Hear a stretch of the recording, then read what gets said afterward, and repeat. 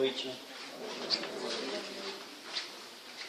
Em primeiro lugar, gostaríamos de agradecer aos benfeitores espirituais que nos acompanham nessa nossa jornada e que nos trouxeram em segurança e em paz até esta casa. Agradecer também o Educandário Leon Denis pela oportunidade de estarmos aqui divulgando a doutrina dos Espíritos, esta mensagem do nosso Divino Mestre Jesus, que esteve conosco há muito tempo atrás, encarnado, mas que continua conosco através dos seus emissários que nos conduzem e nos auxiliam. Dar a César o que é de César, diz Jesus, mas diz também que devemos dar a Deus aquilo que é de Deus. Esta passagem está tanto em Mateus quanto em Marcos. E diz assim o evangelista Mateus: então os fariseus, tendo se retirado, decidiram entre si surpreendê-lo em suas palavras. Mandaram-lhe, pois, seus discípulos, com os herodianos, dizer-lhe: Senhor, sabemos que sois verdadeiro e que ensinais o caminho de Deus pela verdade, sem considerar a quem quer que seja, porque não considerais a pessoa nos homens. Dizendo, pois, vosso conselho sobre isso: é-nos permitido pagar o tributo a César ou não pagá-lo? Mas Jesus, conhecendo a sua malícia, disse-lhes: hipócritas, por que me tentais? Mostrai-me a peça de dinheiro que se dá para o tributo.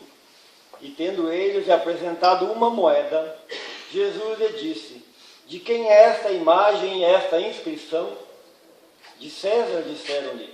Então Jesus lhes respondeu: dai, pois, a César o que é de César e a Deus o que é de Deus. Então vejam que os fariseus já estavam com Jesus.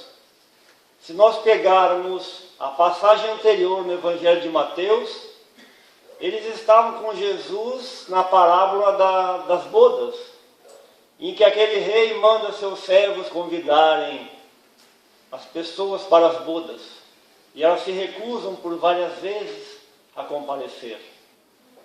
Até que, não tendo alternativa, o rei manda chamar a todos aqueles que estavam pelas ruas.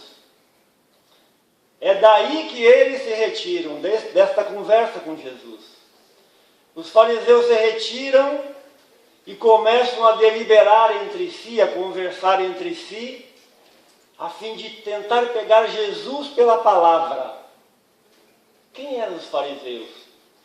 Jesus sempre deixou muito claro quem era este time que tentava jogar com Jesus.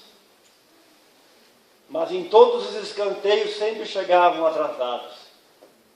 No Evangelho segundo o Espiritismo, na introdução, no item Notícias Históricas, Allan Kardec vai nos trazer quem era este time. Time que naquela época perdia de goleada para Jesus. Diz Allan Kardec, então, falando dos fariseus. Fariseus quer dizer divisão, separação. Entre as tribos de Israel, a mais influente era dos fariseus, que teve como chefe Hilel. Aqueles que leram o livro A Caminho da Luz vão encontrar a figura de Hilel recebendo uma missão de Jesus, já recuperado, já redimido perante as leis divinas. Então Hilel era o chefe dos fariseus na época de Jesus e que ensinava que a fé não era devida senão às Escrituras. Então a seita dos fariseus só aceitava aquilo que estava nas Escrituras, aquilo que, segundo a tradição, nos diz que Moisés escreveu, que são os 5 livros dos Hebreus, que estão no Antigo Testamento. Os fariseus tomavam parte ativa nas controvérsias religiosas, gostavam da discussão, do bate-boca, gostavam disso. Servis observadores das práticas exteriores do culto e das cerimônias, gostavam de aparecer. cheios de zelo ardente de proselitismo, gostavam de fazer adeptos, inimigos dos inovadores. E Jesus era o inovador. Jesus veio trazer uma nova mensagem, mas sob as aparências de uma devoção meticulosa, escondiam costumes dissolutos, muito orgulho e, acima de tudo, uma paixão excessiva de dominação. A religião para eles era um meio de subir, mais um meio de subir do que um objeto de uma fé sincera. Não tinham senão as aparências e a ostentação da virtude, e com isso exerciam uma grande influência sobre o povo. Esses eram os homens que tentavam, então, armar uma armadilha o tempo todo. Eu acho que eles tinham um GPS naquela época, porque se nós pegarmos o Novo Testamento, onde estava Jesus, sempre tinha um fariseu atrás dele. Não sei qual o mecanismo que eles utilizavam, mas enfim. Eles tentam, então, pegar Jesus naquilo que Jesus dizia e armar uma pegadinha para Jesus. Queriam que Jesus se posicionasse de uma forma ostensiva, direta, clara, na frente de muitas pessoas sobre o pagamento de impostos ao governo, ao Império Romano. E enviaram então os discípulos, os fariseus enviam os seus discípulos junto com os herodianos.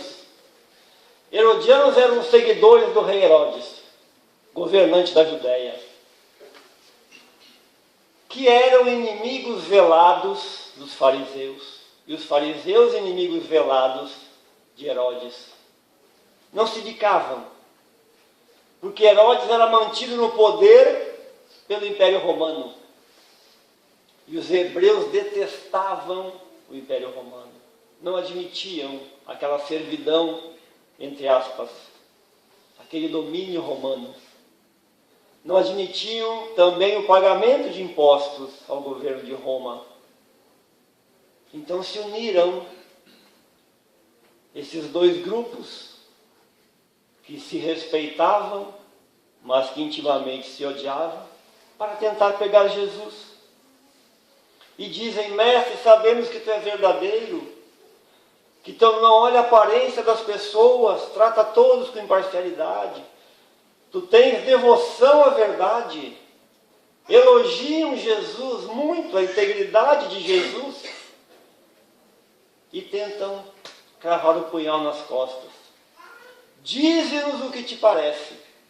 É lícito pagar ou não pagar o tributo a César?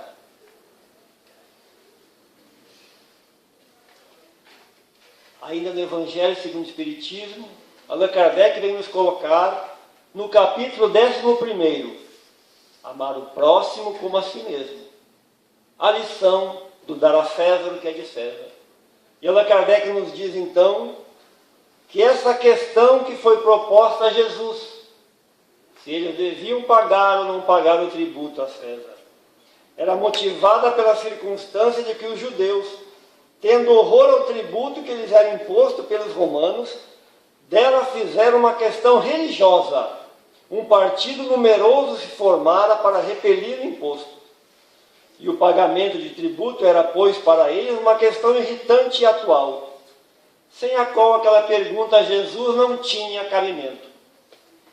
Perguntaram porque era uma coisa que existia. E Jesus, então, percebendo a malícia daqueles homens hipócritas, e muitas vezes Jesus se refere àquele grupo de homens como hipócritas. Por que me tentais? Me mostrem a moeda que se paga o imposto.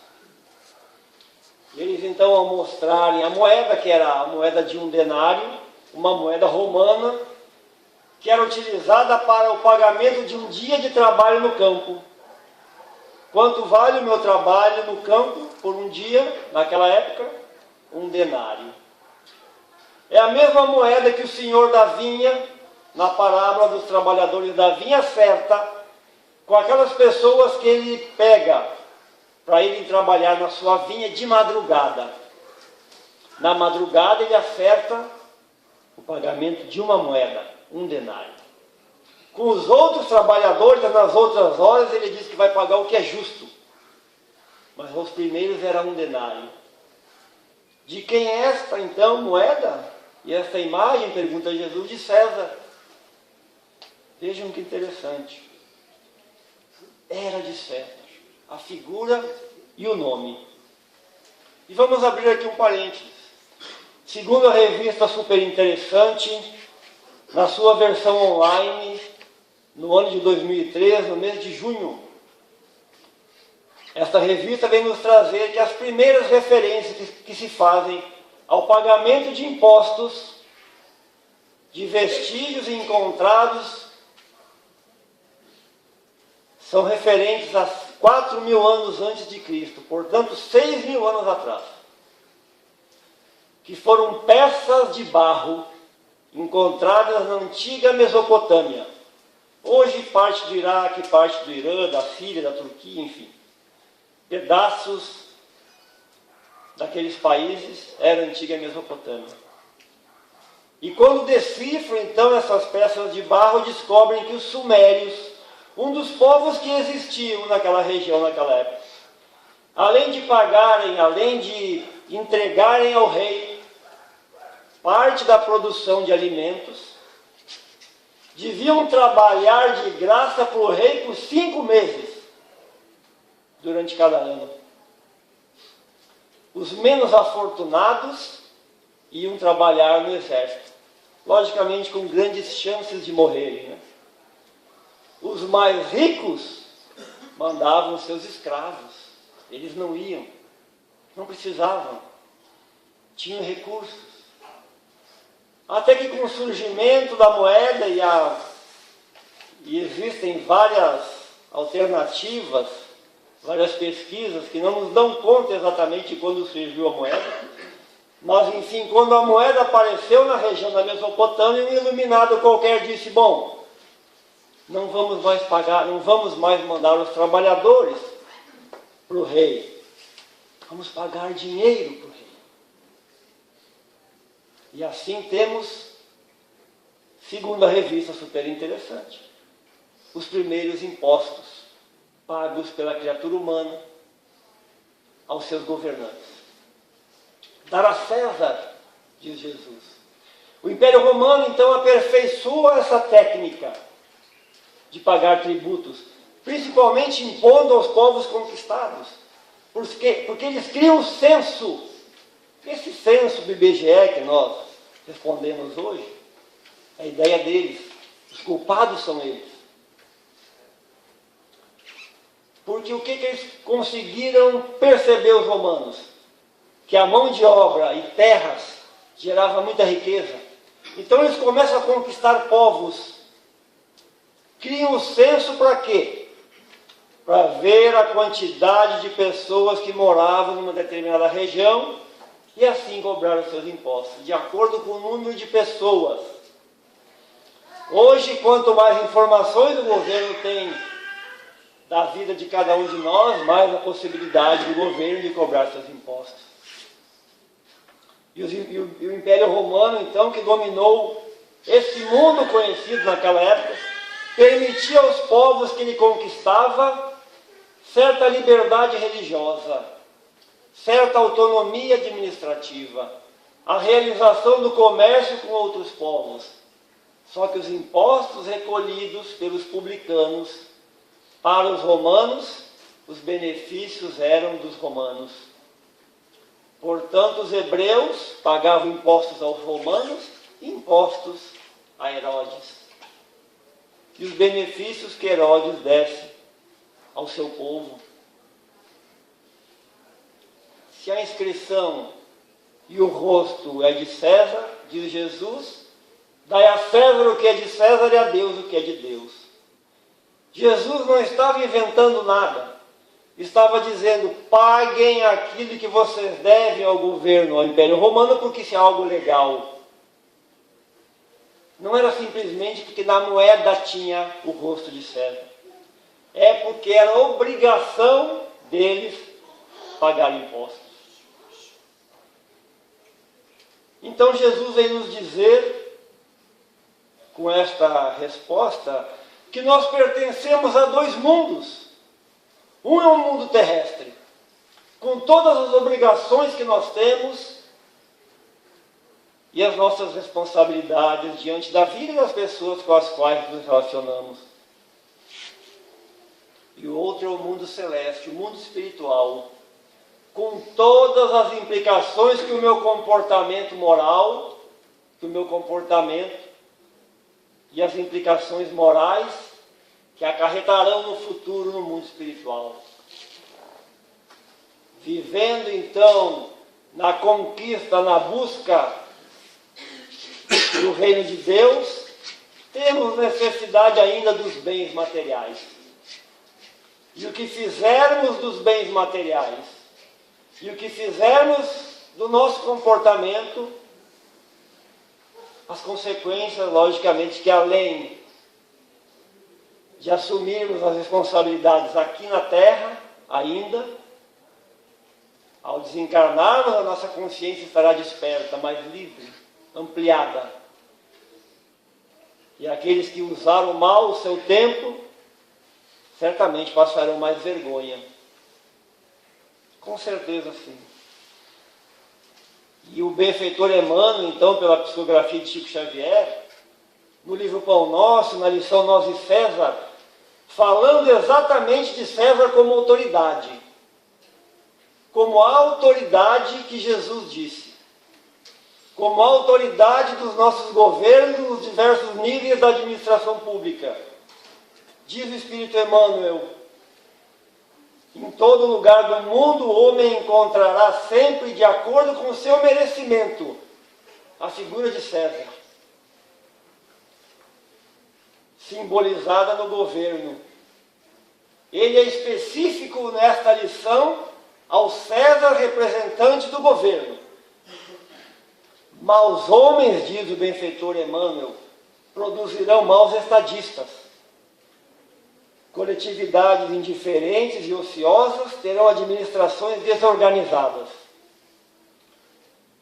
Mas a influência de César cercará a criatura reclamando a execução dos compromissos materiais. César não quer saber. Não quer saber se ele é um péssimo governante. Não quer saber se aquilo que ele administra e com quem ele escolheu para administrar não funciona. Mas César quer que cada um de nós cumpra com a sua obrigação. E ai de nós se não cumprirmos com as nossas obrigações. Ai de nós se atrasarmos 2 segundos a declaração de imposto de renda. Mas César não está preocupado com o retorno disso. E aqui não estamos num ato político, por favor. Estamos aqui analisando uma palavra de Jesus dentro dos ensinamentos da doutrina dos Espíritos. E continua Emmanuel. O aprendiz do Evangelho, nós, aprendizes do Evangelho, não devemos invocar princípios religiosos ou idealismo individual para eximir-se das obrigações. Então não tem conversa. Eu não posso dizer, eu não gosto do que a Receita Federal faz com o meu dinheiro. Eu tenho que pagar. Não adianta reclamar. Continua Emmanuel. Se há erros nas leis, lembremos a extensão dos nossos débitos com Deus e vamos colaborar com o governo, oferecendo o nosso concurso em trabalho e boa vontade. Consciente que desatenção e revolta não resolvem problemas. Então não adianta nós ficarmos reclamando. Nós temos que fazer a nossa parte, diz Emmanuel. E aqui para mim é o fundamental dessa lição. É preferível que o discípulo se sacrifique a demorar-se em atraso ante as leis respeitáveis que o regem.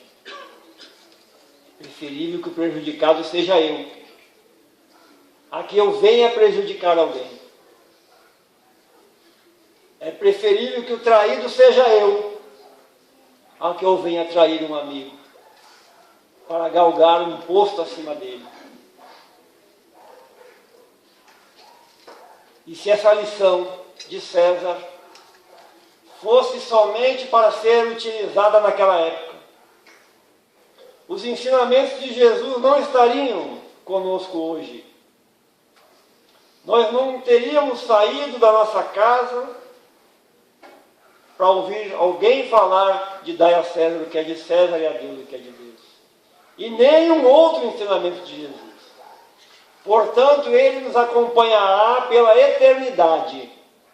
Cada parábola, cada palavra de Jesus estará conosco sempre. E é por isso que estamos aqui, querendo aprender um pouco mais, todos nós, com Jesus. Vamos lá, continuando no Evangelho, a última vez que eu pego. Continuando no Dai a César o que é de César, capítulo 11, amar o próximo como a si mesmo. Este princípio, Dai a César o que é de César, diz Allan Kardec, é uma consequência daquele que manda agir para com os outros como quereríamos que os outros agissem para conosco. Ele condena todo o prejuízo material e moral acarretado a outrem, toda a violação dos seus interesses, prescreve o respeito dos direitos de cada um, como cada um deseja que se respeite os seus. Estende-se ao cumprimento dos deveres contraídos para com a família, a sociedade, a autoridade, e como para cada indivíduo que passa pelas nossas vidas. Então, quando nós damos alguma coisa a César, não é ir votar. Porque o reino de Deus não vai ser conquistado por nós pelo voto, nem pela violência, nem pela força. O reino de Deus vai ser conquistado por cada um de nós pelo amor que dermos em cada atitude que fizermos. Porque foi isso que Jesus nos disse. Buscai primeiro o reino de Deus e a sua justiça, e tudo mais virá por acréscimo. Tudo mais. Por isso que ele diz para nós, de forma bem clara, vós sois deuses. O reino de Deus está dentro de vós. Vós podereis fazer aquilo que eu faço e muito mais. Deixe a sua luz brilhar diante dos homens. Jesus não falou palavras à toa. Não são coisas soltas que Jesus disse e que os evangelistas registraram. A crise moral que nós estamos vivendo hoje, em todos os níveis,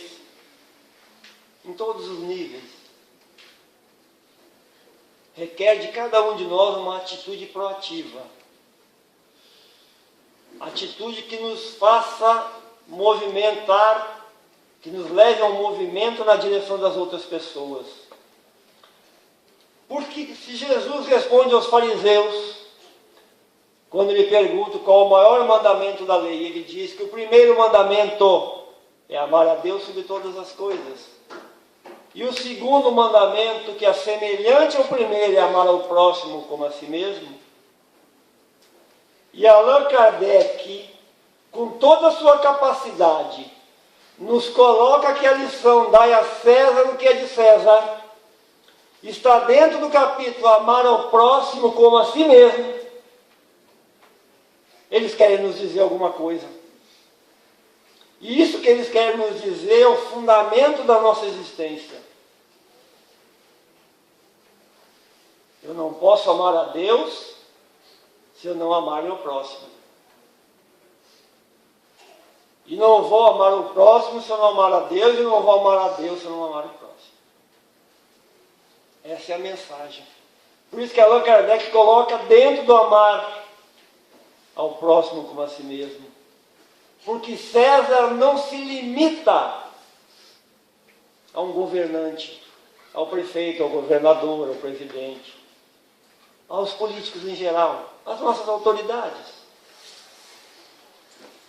Essa lição se amplia ao nosso próximo. E como está o nosso comportamento em relação ao nosso próximo? Nós estamos atendendo ao nosso próximo?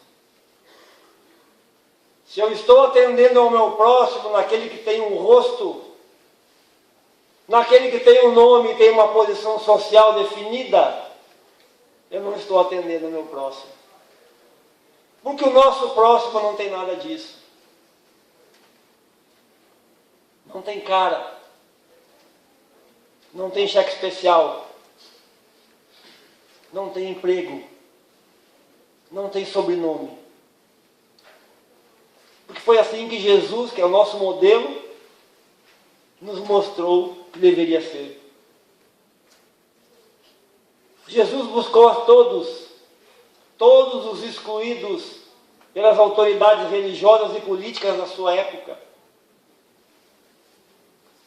sem ser um deles.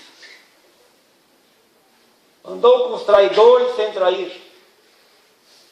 Andou com os leprosos sem se contaminar. Andou com os corruptos sem se corromper.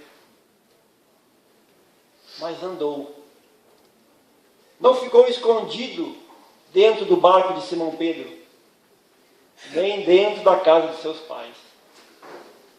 Jesus saiu para o mundo para nos ensinar que devemos viver no mundo, sem realmente sermos do mundo. Jesus nos diz que quando somos deuses e devemos fazer a nossa luz brilhar diante dos homens, Ele nos fala que temos dentro de nós potenciais infinitos, habilidades, aptidões que sequer conhecemos, porque não fazemos o movimento correto, porque vacilamos, porque nos acomodamos, porque queremos deixar para depois, para amanhã. O que é o amanhã? O que seria o amanhã para aquelas pessoas que estavam no tsunami alguns anos atrás? Não existiu amanhã para quase 300 mil pessoas. Não existiu amanhã. Não existiu depois. E o nosso esforço, estamos aqui para nos tornarmos pessoas melhores. Porque não sabemos quando Deus irá nos chamar. E quando Ele chamar, já paramos para pensar o que estaremos levando para Ele? Nada, simplesmente nada. Porque se os nossos parentes quiserem, no ato de caridade, doarmos inclusive as nossas roupas, poderemos ir para o caixão nus, como viemos ao mundo. O que vamos levar são os nossos vícios morais e as nossas virtudes. E lá será um encontro de consciências. Lá seremos advogados de defesa, promotores e juízes e réus. 4 figuras numa individualidade. Nós mesmos julgando a nós mesmos. É isso que vamos encontrar no outro mundo, no mundo espiritual. Mais uma vez, o Espírito Emmanuel, no livro Vinha de Luz, através de Chico Xavier, na lição Auxílio Eficiente, nos dá uma palhinha do comportamento da humanidade. E ele diz assim: reagimos pensando no nosso interesse pessoal. As autoridades se isolam no poder, os ricos se esquecem daqueles que lhes ajudaram, porque não querem ser incomodados pelos miseráveis. Outros desenvolvem os dons da inteligência, mas os utilizam no abuso das paixões populares. Quando eu não utilizo os dons recebidos em favor do outro, estou enterrando os meus talentos. E quando eu recebo talentos, e todos nós recebemos muitos talentos, eles estão, na maioria das vezes, dentro de nós. Na maioria, não sempre. Às vezes, ainda adormecidos, aguardando o nosso movimento. Teremos que prestar conta, sim, conforme diz a parábola dos talentos ao Senhor, na hora que ele retornar. Mas Emmanuel continua: Jesus usa seus talentos, institui o auxílio eficiente em benefício de todos. Alivia, consola, educa, conscientiza o ser humano a desenvolver seus potenciais espirituais, permitindo ao outro ser participante e responsável pela sua vida. Então Jesus nunca quis, e não foi a ideia dele, nunca fez isso, responsável pela vida de ninguém. Ele sempre deixou muito claro: está curado, então vai, meu filho, vai viver a tua vida. Não fica paralisado pensando na tua queda. Te ergue. Mas não voltes a cometer o mesmo erro. Primeiro que provavelmente eu não vou estar aqui para te ajudar de novo. Uma das razões era essa. Eu não vou estar aqui para te ajudar de novo. Mude o teu comportamento. Faça diferente aquilo que não está dando certo. É só isso que temos que fazer. A questão do errar ou acertar é um detalhe para nós. Porque estamos há milênios, estamos indo neste tipo de vida que levamos hoje. E nos dizem os espíritos benfeitores que hoje somos o top. Nossa melhor versão. Nossa melhor versão é essa. Isso me dá arrepio quando eu falo isso. Eu fico com medo. Porque errar e acertar é uma questão de circunstância. Conversando com uma pessoa que me questionava sobre o comportamento de uma outra pessoa, e ela, muito voluntariosa, me diz: tu faria isso? Eu falei: não sei. Como não sei? Isso é uma questão de caráter. Eu digo: não, não é uma questão de caráter. Simão Pedro não negou Jesus porque ele quis. Judas não traiu Jesus porque ele não tinha caráter. Isso é uma questão de circunstância. Circunstância. Basta ver o nosso comportamento quando alguém corta a nossa frente no trânsito. Basta ver o nosso comportamento quando nós queremos ter o controle de tudo, que as pessoas concordem com aquilo que a gente está falando e elas não concordam. Como dizia na minha terra quando eu era pequeno, a gente sobe nas tamancas. Porque a gente acha que tem que ter o controle. Nós não temos o controle nem das nossas vidas. Porque nós não sabemos o que vai nos acontecer quando sairmos daqui.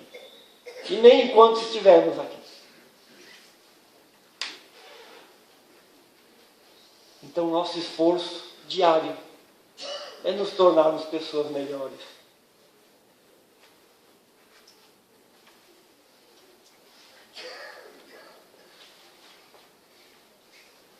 Eu vou trazer mais uma vez Emmanuel. Eu disse que era a última vez, mas vou trazer mais uma. No livro Semeador em Tempos Novos, também por Chico Xavier, na lição A César o que é de César, Emmanuel vai ampliar ainda mais esse nosso entendimento de quem é César, de qual o comportamento que devemos dar para os outros, nos dizendo assim: César encerra vastos deveres, exprime a direção que garante a tranquilidade, a justiça que angaria respeito, a organização do trabalho que assegura a bênção do pão, a ordem que mantém o ninho doméstico, a lei que guarda todos nos variados climas do mundo, dentro da dignidade recíproca, no qual o cumprimento fiel de nosso dever nos confere o direito à verdadeira ascensão. Mas também é nosso zelo, a nossa abnegação na salvaguarda dos bens que desfrutamos, seja auxiliando o próximo, defendendo a higiene de um logradouro, cooperando na execução dos estatutos que nos governam, amparando a educação da família. E ele continua a falar das responsabilidades que nós temos, daquilo que damos a César. Porque o que damos a César é verdadeiramente o que nós damos a Deus. Não há diferença nenhuma. Essa é a grande questão. Jesus nos diz que vivemos em mundos diferentes. Mas se devemos amar o próximo como devemos amar a Deus, o que fizermos ao nosso próximo, estaremos em primeiro lugar. Vós sois deuses, fazendo primeiramente a nós. E dando a Deus aquilo que temos dentro do nosso coração. Então, vinculados a instituições religiosas, políticas, sociais, familiares, nesse clima de fraternidade, de reciprocidade, mútua, harmônica, cordial, devemos viver. Mas em nenhum momento de nossas vidas devemos permitir que qualquer estrutura, qualquer instituição queira acabar com os nossos princípios cristãos, queiram nos calar, queiram impedir que nós possamos evoluir. E trazemos aqui um exemplo conhecido de muita gente, de Madre Teresa de Calcutá. Madre Teresa de Calcutá, afiliada a uma ordem religiosa, saía quase todos os dias a andar pelas ruas de Calcutá e voltava horrorizada com o que via. Aquela quantidade enorme de pessoas doentes, leprosas, sofrendo nas ruas, nas calçadas, jogadas, sem assistência, sem amparo. Certa tarde ela retorna ao convento e, passando o portão, já no pátio interno, havia um crucifixo, uma cruz muito alta. E ela para, talvez pela primeira vez, diante daquela cruz. E lá estava escrito: eu tenho sede. E ela ficou pensando, refletindo: Jesus tem sede? Jesus ainda está com sede? Mas sede de que Jesus está? E a partir dali, sentindo-se uma grande endividada com as leis divinas, Madre Teresa de Calcutá, ao sair do seu convento nas ocasiões em que saía, começa a prestar um atendimento para aqueles miseráveis e doentes, sempre vinculada à sua ordem religiosa, cumprindo todas as determinações que recebia, sem fugir um milímetro das suas obrigações, mas no tempo livre corria para a rua, porque muitos a aguardavam. E ela, percebendo então que as suas obrigações iriam trazer prejuízos àquela obra nova que se iniciava, em razão do grande número de necessitados que existiam, seguindo os canais competentes do seu convento, depois da Igreja Católica na Índia.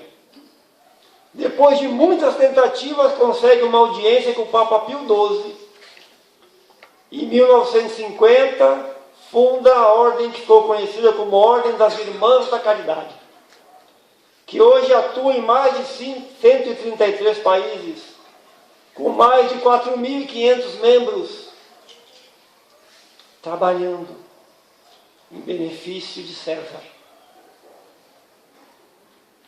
dando a César o que realmente César precisa.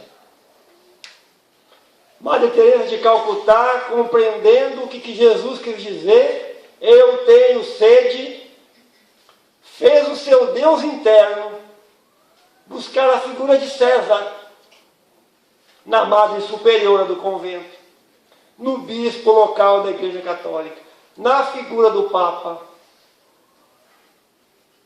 E ao criar a sua ordem religiosa, dentro das suas possibilidades, das possibilidades das pessoas que a auxiliam até hoje, dá mais um pouquinho, implanta mais um núcleo de amor na terra, porque ela soube compreender Jesus. Porque Jesus não quer hipócritas. Jesus quer pessoas que trabalhem e façam o bem. Jesus não quer fariseus que falem e conheçam as leis.